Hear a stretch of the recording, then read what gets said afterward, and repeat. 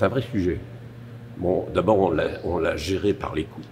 On l'a bien vu que dans la première réduction des budgets, hein, de la taxe de deux chambres qu'on appelait, qui était de l'argent public, la TATP qui était affectée aux chambres a diminué fortement. Hein. On est passé de 1,4 milliard sur la France à 500 millions, ce qui est quand même une chute vertigineuse, et on l'a réduit par les coûts. On l'a vu, nous, au début de la mandature précédente, on a restructuré les CCI.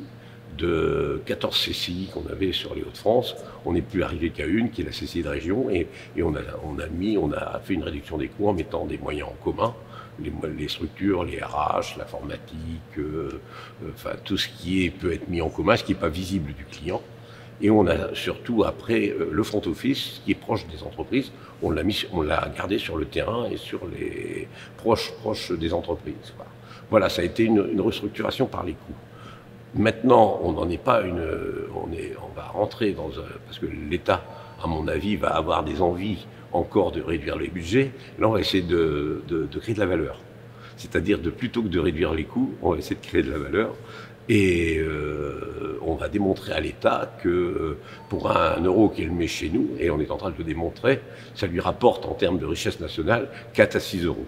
Et c'est ce qu'on est en train de démontrer pour aller plaider notre cause au niveau de l'État. Attention, si vous réduisez un peu trop le budget des CCI, vous allez avoir un problème vous allez vous tirer une balle dans le pied parce que vous allez perdre de la richesse pour l'ensemble des nationales. Et d'une manière très économique, vous n'avez plus intérêt maintenant à réduire le budget des CCI. D'un aspect défensif qu'on a eu pendant la première mandature, on va rentrer un peu plus dans un aspect offensif pour créer de la valeur dans la deuxième mandature.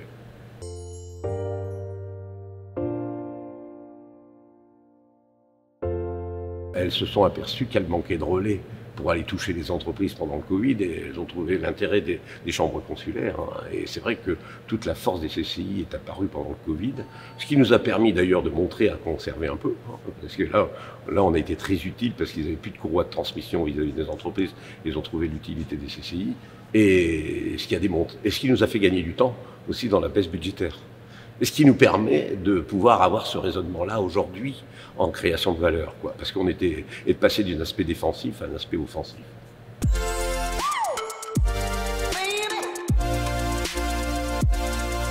Et avec la loi Pacte en 2000, hein, les compétences ont évolué. C'est-à-dire que je ne reviens pas sur l'histoire des CCI. Hein. Avant, c'était des chambres de commerce. Dans les années 60, elles sont devenues chambres d'industrie, ce qui leur a donné beaucoup de moyens, et elles travaillaient vraiment dans l'aménagement. Avec la création de avec la loi Pacte, les CCI ont vu leurs compétences changer, parce qu'une grande partie des compétences sont arrivées aux agglos, et en particulier un peu tout ce qui était autour d'économique et de l'aménagement.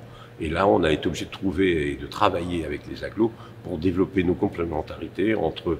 Nous, on est proche des entreprises, les agglos ont les compétences, comment on crée le relais, et c'est là où on doit travailler ensemble sur les territoires, entre les agglos et les CCI, c'est ce qu'on fait.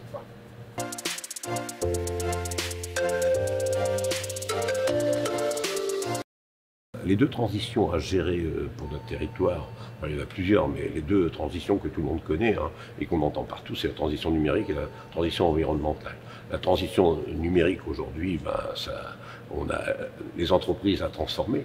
Alors les entreprises, les grosses boîtes, elles se le font elles-mêmes, elles n'ont pas besoin d'une CCI, mais par contre on a à aider toutes les petites entreprises. Les premières d'entre elles, c'est le commerce, avec les places de marché, qu'on essaye de faire la transition numérique. On accompagne les commerçants à cette transition numérique, et c'est un vrai boulot, parce qu'il faut d'abord qu'ils en soient convaincus. Et ils n'ont pas compris que leur avenir, tous n'ont pas encore compris à ce jour que leur avenir était dans cette transition numérique. Hein. Alors c'est avec cette place de marché que l'on développe depuis 5 ans, et sur lequel on insiste beaucoup, parce que c'est ce qui fera la survie des centres-villes hein, à terme. Hein. Et là on y travaille beaucoup, hein, avec le commerce. Et puis après c'est la transition autour de l'industrie. Alors comme vous le dites, c'est la transition, la décarbonation et la transition numérique aussi. Hein.